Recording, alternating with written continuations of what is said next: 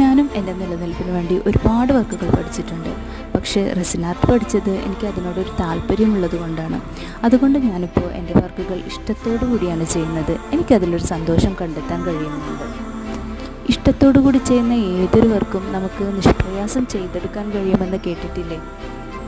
മറ്റുള്ളവരെന്ത് പറയുമെന്ന് കരുതി നമ്മളുടെ ആഗ്രഹങ്ങൾ നമ്മൾ കുഴിച്ചു മൂടരുത്.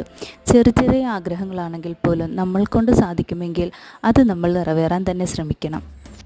ചിലപ്പോൾ നമ്മൾക്ക് ആഗ്രഹം സാധിച്ചെന്ന് വരില്ല, പക്ഷേ അതിനുവേണ്ടി നമ്മൾ പരിശ്രമിക്കെങ്കിലും ചെയ്യണം. കുറേ നാൾ കഴിഞ്ഞ് നമ്മൾ തിരിഞ്ഞു നോക്കുമ്പോൾ നമുക്ക് വേണ്ടി നമ്മൾ ഒന്നും ചെയ്തില്ല എന്നുള്ളൊരു തോന്നൽ നമുക്ക് ഉണ്ടാവരുത്. ജീവിതം ഒന്നേ ഉള്ളൂ, അത് കുറച്ച് സന്തോഷത്തോടെയെങ്കിലും ജീവിച്ചു തീർക്കാൻ ശ്രമിക്കുക.